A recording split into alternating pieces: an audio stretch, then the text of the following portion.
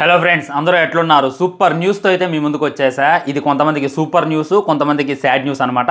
ఎందుకంటే దీన్ని ఎలా మొదలు పెట్టాలి అనేటటువంటిది నాకైతే అర్థం కావట్లేదు. మన కింగ్ మూవీలో ఒక డైలాగ్ ఉంటుంది, పాములు పట్టేవాడు పాము కాటికే పోయినట్టు కళావైద్యుడు కళావైద్యం వికటించి. ఈ dialogue same as it is అయితే దిగిపోయింది అనమాట. పాములు పట్టేవాడు పాము కాటికే చచ్చిపోయినట్టు, గన్నులు తయారు చేసేవాడు గన్నులు తేద చేసినట్టు, అండ్ కత్తులు తయారు చేసేవాడు కత్తి కాటికే చచ్చిపోయినట్టు, దేంతో మొదలయ్యేవాడు దాంతోనే చచ్చిపోతాడు, దేంతో మొదలయ్యేవాడు దాంతో అంతమవుతాడు అని చెప్పి ఒక సామెత ఉంది. ఇది మన తాతలు తండ్రులు ఎప్పటి నుండో చెప్తూనే ఉన్నారనమాట. ఇక్కడ ఇదే జరిగిందనమాట. నాన్ వెజ్న స్టార్ట్ చేసినటువంటి ప్రోగ్రామ్ ఏదైతే ఉందో చాలా పెద్దదనమాట.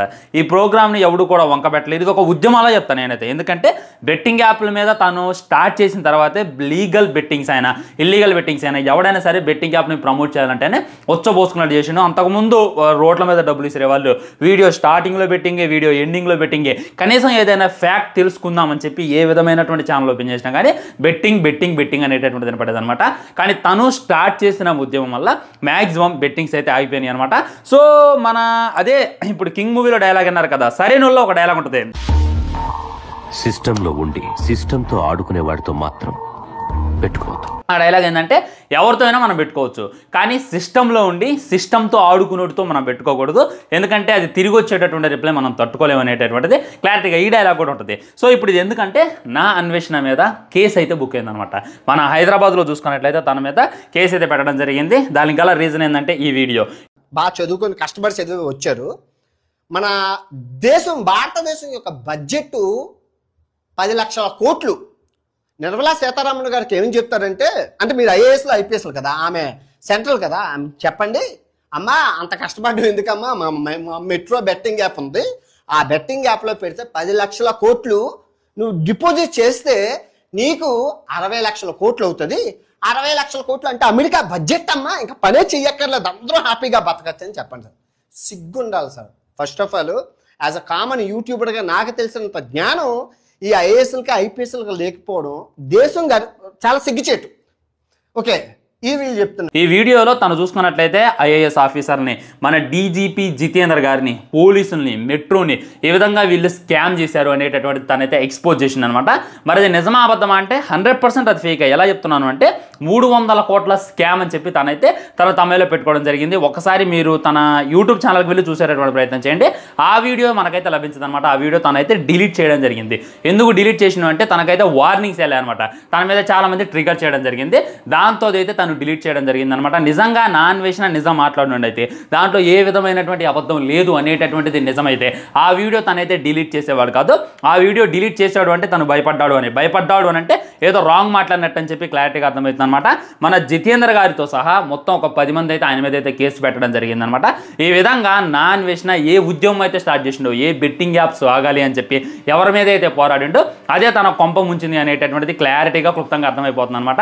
సో ఈ ప్రయాణం ఎక్కడ మొదలైంది అనేటటువంటిది మీ అందరికీ తెలుసు. మొట్టమొదట తను వీడియో చేసింది లోకల్ బై నాని మీద వీడియో చేసినప్పుడు, అప్పుడున్నటువంటి హర్ష సాయి మీద వీడియో చేసినప్పుడు, విఆర్ రాజా మీద వీడియో చేసినప్పుడు, క్రాంతి వ్లాగర్ మీద వీడియో చేసినప్పుడు ప్రతి ఒక్కళ్ళు అడిగేటటువంటి క్వశ్చనే, నీకు క్రికెటర్స్ కానరారా, నీకు బాలీవుడ్ కానరాదా, ఎందుకు వీళ్ళనే టార్గెట్ చేస్తున్నావు, అంతెందుకు మన మెట్రో ట్రైన్ మీద చూసుకున్నట్లయితే 1X అనేటటువంటిది మనకు భయంకరంగా కనపడింది. అది కనపడదా? మన తెలంగాణ గవర్నమెంట్లో ఉన్నటువంటి మెట్రోనే డైరెక్ట్గా బెట్టింగ్ యాప్స్ అయితే ప్రమోట్ చేస్తున్నాయి, నీకు అవన్నీ కానరావని చెప్పి తను చాలా మంది ట్రిగర్ చేయడం, చాలా మంది క్వశ్చన్ చేయడం మనమైతే చూసామన్నమాట. ఎన్నని పడ్డాడు ఎట్టయితే తనైతే టార్గెట్ చేయడం జరిగిందనమాట. అదేవిధంగా ఒక్కొక్కటే బయట పెట్టుకుంటూ వస్తుంటూ దాంట్లో పనిగానే ఈ మెట్రో స్కామ్ గురించి అయితే బయటపడిండు. తనేం చెప్పిందంటే ఈ విధంగా మన బడ్జెట్ లేదు, మనం లోటు బడ్జెట్లో ఉన్నామని చెప్పి చెప్తున్నారు కదా, కానీ ఈ విధంగా వీళ్ళు చేయడం జరిగింది. ఈ జితేందర్ గారు చూసుకున్నట్లయితే ఏనా ఆధ్వర్యంలో ఆల్మోస్ట్ 300 కోట్ల బెట్టింగ్ స్కామ్ జరిగింది అని చెప్పి ఆయన అయితే ఆరోపణలు చేసిన అనమాట. ఇక తన మీద అయితే కేసు బుక్ చేయడం జరిగింది. మరి తనకి ఏం జరిగింది? నిజంగానే తన మీద కేసు పెట్టేశారు. మరి తనకి ఏమన్నా ఫరకబడిద్దా? నిజం చూసుకున్నట్లయితే తను ఇప్పుడు దుబాయ్లో ఉన్నాడు అనమాట. ఈ దేశంలో లేడు. ఈ దేశం తాను ఎప్పుడు రావాలి, తను ఎప్పుడు అరెస్ట్ చేయాలి. ఆల్రెడీ కేసులు చాలా మంది మీద బుక్ అయ్యాయి. ఉదాహరణకి హర్ష సాయి మీద అయినాయి, ఇమ్రాన్ మీద అయినాయి, కొంతమంది మీద అయితే అయినాయి. కానీ వాళ్ళు చూసుకున్నట్టయితే ఇంతమందికి అరెస్ట్ అవ్వలేదు, ఎవడు కూడా అరెస్ట్ కాలేదు. జస్ట్ పిలిచారు, కౌన్సిలింగ్ ఇచ్చి పంపించేశారు అనమాట. అదే జరిగింది. మరి నాన్ వేసిన అరెస్ట్ అవ్వచ్చా లేదా అని అంటే అది ఏదైతే ఉందో అప్పుడు నార్మల్ పర్సన్స్ అనమాట వాళ్ళ మీద కేసులు పెట్టింది. మేము హర్ష సాయి మీద ఇంత లాస్ పోయాం, మేము ఇమ్రాన్ మీద ఇంత లాస్ పోయాం అని చెప్పి చాలామంది పోలీస్ స్టేషన్కి వెళ్ళి కంప్లైంట్ ఇవ్వడం ద్వారా వాళ్ళందరూ కూడా వాళ్ళ మీద కేసులు వేశారు, పిలిచారు, ఇన్వెస్టిగేషన్ చేశారు, వాళ్ళ లాయర్తో మాట్లాడించుకున్నారు, ఇడిపించేశారు. అదంతా కూడా నార్మల్ పీపుల్ వేసినటువంటి కేసులు. అదే కాక సజ్జనార్ గారి సపోర్ట్ ఉంది కానీ సజ్జనార్ గారు ఎవరి మీద కూడా కేసు అయితే వేయలేదన్నమాట. ఇది కూడా వాస్తవం. సో నాన్ వేసినాకి ఇక్కడ సజ్జనార్ సపోర్ట్ ఉంది అనేటటువంటి దాంతో రెచ్చిపోయింది అనమాట. నాకేంది, నా వెనక పోలీస్ వ్యవస్థ ఉంది, నా వెనక సజ్జనార్ గారు ఉన్నారు, ఏది మాట్లాడినా చెల్లుబాటు అయింది అనేటటువంటి ఉద్దేశంతో తనైతే ఈ విధమైనటువంటి వ్యాఖ్యలు అయితే చేసిన అనమాట. దానితో తన మీద కేసు అయితే ఫైల్ అయింది అనేటటువంటి క్లారిటీగా అర్థమవుతుంది. మనోడు చూసుకున్నట్టయితే దుబాయ్లో ఉన్నాడు, ఈ దేశంలో లేడు. మరి తను అరెస్ట్ చేయడం కుదిరిద్దానంటే చాలా సింపుల్ అనమాట. ఒకవేళ తను దుబాయ్లో సిటిజన్షిప్ తీసుకుంటూ తను అక్కడే సెటిల్ అయ్యిండు, అక్కడే ఇల్లు కట్టుకుంటూ అనేటటువంటి వార్త అయితే నాకు వినపడింది. నిజానికి తను అక్కడ సెటిల్ కాలేదు, అక్కడ ఏమీ తీసుకోలేదు, ఓన్లీ ఇండియన్ పాస్పోర్ట్ మీద అక్కడ రన్ అవుతుంది అనేటటువంటిది కానీ నిజమైతే ఇక్కడ తన పాస్పోర్ట్ని అయితే క్యాన్సిల్ చేయడం జరిగింది అనమాట.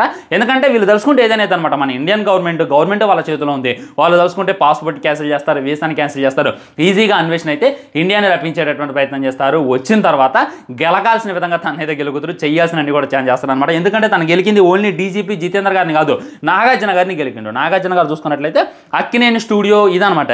అండ్ ఇండస్ట్రీలో ఆయన ఒక తోపు, ఆయనకు ఉన్నటువంటి పోలీస్ బ్యాక్గ్రౌండ్ అయినా, సీఎం అయినా, ఎవరైనా సరే దిగి రావాలి. ఆయన తెలుసుకుంటే నరేంద్ర మోడీ గారితో సహా ఫోన్ చేయించేటటువంటి స్టామినా ఉంది. సెంట్రల్ మినిస్టర్ గారు కూడా ఆయనకు మంచి ఫ్రెండ్స్. ఇదంతా కూడా మనకు తెలుసు. ఆయన డైరెక్ట్గా ఉగ్రవాది నాగార్జున అని చెప్పి ఒక తమిళ పెట్టిండు. కానీ వీడియోలో అయితే అలా మాట్లాడలేదు, ఎక్కడ కూడా అలా మాట్లాడలేదు. కానీ పెట్టిండు అనమాట.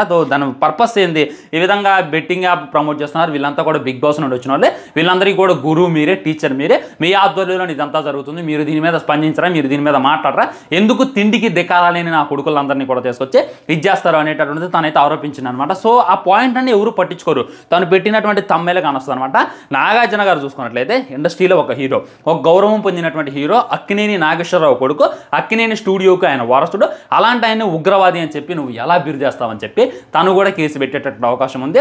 అంటే ఇప్పుడు తన మీద చాలా మంది చాలా కసితో రగిలిపోతున్నారు అనమాట. చాలా మంది అంటారనమాట, తెలివేనోడు బ్రో, అంత ఈజీగా బోర్ల పడు బ్రో, అంత ఈజీగా దొరకడు బ్రో, అంత సీన్ లేదు బ్రో అని చెప్పి చాలా మంది నా అన్వేషణ అభిమానులు కామెంట్ చేయొచ్చు. కానీ వీళ్ళంతా కూడా కామెంట్ చేసే బ్యాచే. నిజానికి నా అన్వేషణని అరెస్ట్ చేస్తే ఒక్కడు కూడా నోరెత్తి మాట్లాడారనమాట. ఒక్కడు కూడా ఇది చేసేటటువంటి అవకాశం లేదు, ఒక్కడు కూడా ఫైట్ చేసేటటువంటి అవకాశం లేనే లేదు అనేటటువంటిది 100% వాస్తవం అనమాట. తను ఇండియాకి వచ్చిన తర్వాత తన మీద బుక్ అయ్యేటటువంటి కేసులు ఉంటాయి చూడండి, మామూలుగా ఉండవు అనమాట. మొట్టమొదట ఇమ్రాన్ కూడా కేసు పెట్టేటటువంటి అవకాశం ఉంది. వాళ్ళ అమ్మ గురించి తప్పుగా మాట్లాడిండు, ఆల్రెడీ దాని గురించి నడుస్తుంది అనమాట. తనైతే ఇండియాలో లేడు, ఉంటే ఆల్రెడీ అరెస్ట్ చేసేవాడు. అండ్ మన హర్ష సాయి మీద కూడా కొన్ని ఆరోపణలు చేసిండు అనేటటువంటిది ఉంది. అది కాక మన మెహబూబా వీళ్ళు ఉన్నారు కదా, వీళ్ళందరినీ కూడా ఉగ్రవాదులు అని చెప్పి ముద్రేసిండు. నిజానికి అది నిజం లేదనమాట. కానీ వాళ్ళ ఇచ్చేసేలా తనైతే మాట్లాడిండు. సో వాళ్ళని కూడా ఇచ్చేసేటటువంటి అవకాశం ఉందన్నమాట. బెట్టింగ్ యాప్ చేస్తే బెట్టింగ్ యాప్ చేశారు అనేటటువంటి ఆరోపణలు నువ్వు చేయి, బెట్టింగ్ యాప్ తప్పని చెప్పి నువ్వు చేయి. అంతేగాని మన క్రాంతిని వదిలిపెట్టి, వైఆర్ రాజాను వదిలిపెట్టి, హర్ష సాయిని వదిలిపెట్టి ఏదో ముస్లిం లాగా పుట్టిన దానికి వాళ్ళందరికీ కూడా నువ్వు ఉగ్రవాదులు అని చెప్పి ముద్రేస్తావని చెప్పి తన మీద ఇంకా వేరే కేసులు కూడా పెట్టేటటువంటి అవకాశం ఉందన్నమాట. ఇది ఏదైతే ఉందో చాలా దూరం వెళ్ళేటటువంటి ఇదైతే నాకైతే కానుస్తుంది అనమాట. తను వన్స్ ఇండియా రావడం అయితే కష్టం, ఇది అయితే 100% జరిగేది కాదు. ఎందుకంటే ఒకళ్ళ అమ్మని తిట్టిండు, అక్కలను తిట్టిండు, పిల్లల్ని తిట్టిండు. బ్రో ఒకప్పుడు తిట్టిండు, ఇప్పుడు తిట్టట్లేదు. అంటే తిట్టినటువంటి తిట్లు ఎక్కడికి పోవనమాట. ఇప్పుడు తనను ఒక వీడియో డిలీట్ చేసిండు, మన డీజీపీ జితేంద్ర గారి గురించి మాట్లాడుతూ వీడియో అయితే డిలీట్ చేసిండు. మనకు వీడియో దొరకలేదా? అంతే, ప్రతి వీడియో క్లిప్ కూడా రికార్డ్ అయి ఉంటుంది అనమాట. రికార్డ్ అయిన తర్వాత తను ఇండియా తిరిగి వచ్చిన తర్వాత, హైదరాబాద్ తిరిగి వచ్చిన తర్వాత, వైజాగ్ తిరిగి వచ్చిన తర్వాత అవసరమైతే అందరితో కూడా టై అయి తను మూసేటటువంటి అవకాశాలు చాలా ఎక్కువగా కనపడుతున్నాయి అనమాట. మరి తను ఎవరు కాపాడతారు అని అంటే ఎవరు కాపాడలేరు అనేటటువంటిది 100% వాస్తవం. ఎందుకంటే డీజీపీ జితేంద్ర గారు ఈ కేసు పట్ల చాలా సీరియస్గా ఉన్నారంట. ఆయన చూసుకున్నట్లయితే పాపం చాలా కష్టపడి డీజీపీగా ఎదిగిండు అనమాట. ఆయన ప్రమోషన్ అన్నీ చాలా ఇదైంది. ఆయన ఫ్యామిలీ బ్యాక్గ్రౌండ్ కూడా చాలా ఇది. కానీ ఆయన 300 కోట్ల స్కామ్ చేసిండు అని చెప్పి ఆరోపణ, ప్రూఫ్స్ లేకుండా నా అన్వేషణ ఎలా చేసిండు అనేటటువంటిది కూడా మెయిన్ వీళ్ళు లేవనెత్తేటటువంటి పాయింట్. ఏ లాయర్ వచ్చినా, ఎన్ని డబ్బులు వచ్చినా కానీ ఇక తనని కాపాడలేరు అనేటటువంటి క్లారిటీగా అర్థమవుతుంది. నేను కూడా కోరుకునేది ఒకటే, అన్వేష్ బ్రో ఏది ఏమైనా కానీ ఆ దుబాయ్లోనే ఉండు. నువ్వు ఆ దుబాయ్ నుండి ఇండియాకి వచ్చావా, నీ కొత్త చెక్కడం ఇది గ్యారంటీ. ఎందుకంటే మంచి అనేటటువంటిది మన దగ్గర పనికిరాదనమాట.